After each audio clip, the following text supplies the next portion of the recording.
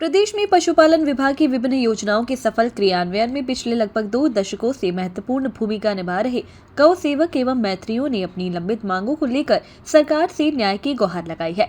मुख्यमंत्री और पशुपालन मंत्री के नाम ज्ञापन में गौ सेवकों ने कहा कि प्रदेश को कृषि वर्ष घोषित किए जाने और किसानों व पशुपालकों की आर्थिक स्थिति मजबूत करने के प्रयासों में उनका भी महत्वपूर्ण योगदान रहा है। ग्रामीण क्षेत्रों में सेक्स सॉर्टेड सीमेन, एफएमडी टीकाकरण, कृत्रिम गर्भाधान, पशुधन विकास एवं समृद्धि संपर्क अभियान जैसी अनेक महत्वपूर्ण योजनाओं को घर घर तक पहुंचाने में गौ सेवक मैत्रियों ने विभाग के साथ कंधे से कंधा मिलाकर कार्य किया है। इसके बावजूद आज बड़ी संख्या में गौ सेवक नियमित आजीविका और आर्थिक सुरक्षा के लिए संघर्ष कर रहे हैं।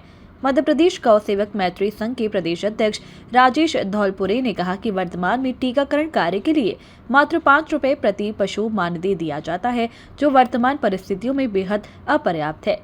गौ सेवकों ने इसे बढ़ाकर 20 रुपए प्रति पशु करने की मांग की है। साथ ही उन्होंने कहा कि पशु सेवा का कार्य जोखिमपूर्ण है और कार्य के दौरान दुर्घटनाओं की संभावना बनी रहती है। इसीलिए सभी पंजीकृत गौ सेवक मैत्रियों को सामूहिक दुर्घटना बीमा का लाभ दिया जाए और दुर्घटना की स्थिति में उचित आर्थिक सहायता उपलब्ध कराई जाए। इसके अलावा रिक्त पड़े चतुर्थ श्रेणी पदों पर प्रशिक्षित गौ सेवकों को कलेक्टर निर्धारित दरों पर संलग्न करने और शेष गौ सेवकों को एएनएम एवं आंगनबाड़ी कार्यकर्ताओं की तर्ज पर नियमित स्थायी मानदेय प्रदान करने की भी मांग की गई है।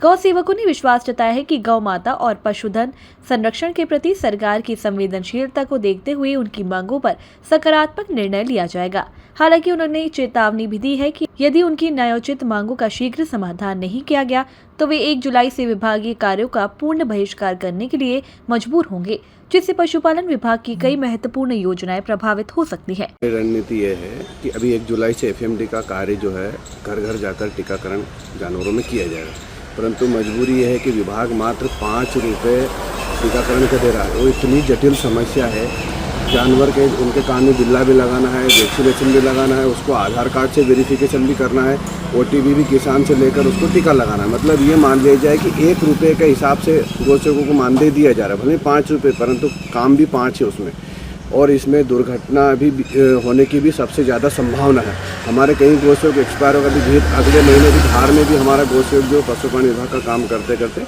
एक्सपायर हो गया, परंतु विभाग द्वारा उसको किसी प्रकार की कोई सुविधा नहीं दी गई है और न ही उसको किसी प्रकार से आर्थिक मदद दी गई है। मेरा शासन से भी निवेदन है कि जब जोखिम भरा कार्य गौ सेवक कर रहे हैं, पशुपालन विभाग का निचले स्तर तक का सारा काम टीकाकरण, बधियाकरण और प्राथमिक उपचार कर रहे हैं, तो इनसे इन्हें वंचित क्यों किया जा रहा है? काम तो सारा विभाग का ही कर रहे हैं ना, तो कम से कम इन्हें सुरक्षा बीमा दिया जाए और जो 5 रुपये जो टीकाकरण की राशि है उससे बढ़ाकर कम से कम 25 रुपये शासन को देना चाहिए, क्योंकि वह घर से कम 20 किलोमीटर जाएगा, दिन भर परेशान होगा और शासन का काम करेगा।